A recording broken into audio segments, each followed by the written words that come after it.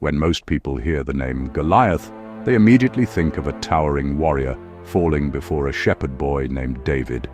The story, told in the 17th chapter of First Book of Samuel, is one of the most famous narratives in the Bible. But who was Goliath beyond the moment of his defeat? What do we know of his origins, his culture, his military role, and his religious world? Let's step carefully and respectfully into the ancient world of the Philistines to understand the man who stood in the Valley of Elah. What are Goliath's family origins? Goliath is introduced in Scripture as Goliath of Gath, meaning he was from the Philistine city of Gath, one of the 5 principal Philistine cities.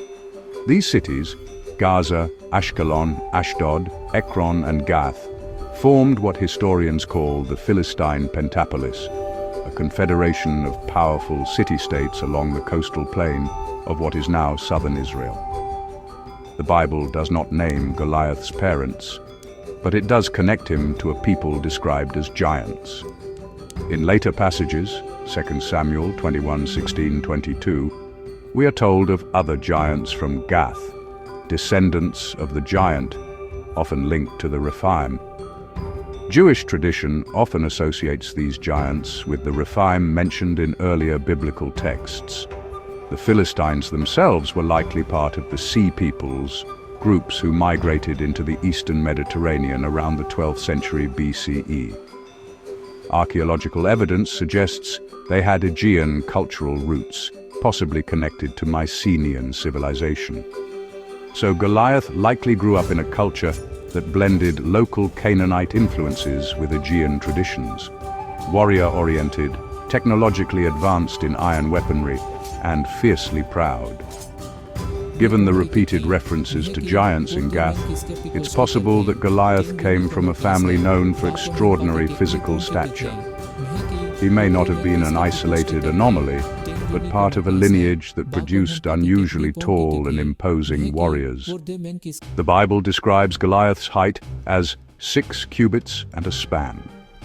Depending on the cubit measurement used, that would place him at approximately 9 feet 9 inches, about 2.97 meters. The average man in the Near East at that time stood roughly 5 feet to 5 feet 6 inches tall, 1.5 to 1.7 meters. If Goliath were 9 feet 9 inches, he would be taller than any reliably documented human in modern medical history. The tallest medically confirmed person, Robert Wadlow, reached 8 feet 11 inches. So imagine someone significantly taller than professional basketball players today. Someone who would stand nearly eye level with a basketball hoop's rim. If he were closer to 9 feet 9 inches, he would appear almost superhuman in scale to an ancient observer. But height alone doesn't tell the whole story. The Bible describes his armor in detail.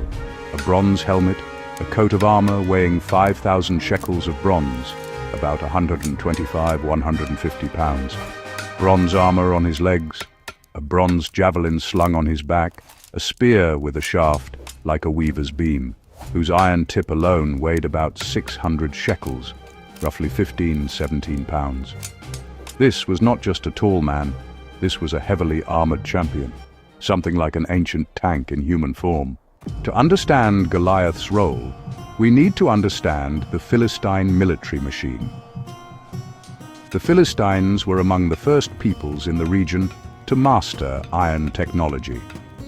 At a time when Israelite forces were often poorly equipped, 1 Samuel 13 notes that Israelites lacked blacksmiths, the Philistines had organized weapon production and professional warriors. Their military structure likely included city-based militias, professional standing warriors, elite champions. Goliath clearly functioned as a champion, Hebrew Ish Habanayim, literally man of the between, meaning he stood between two armies as a representative fighter. This was not random bravado.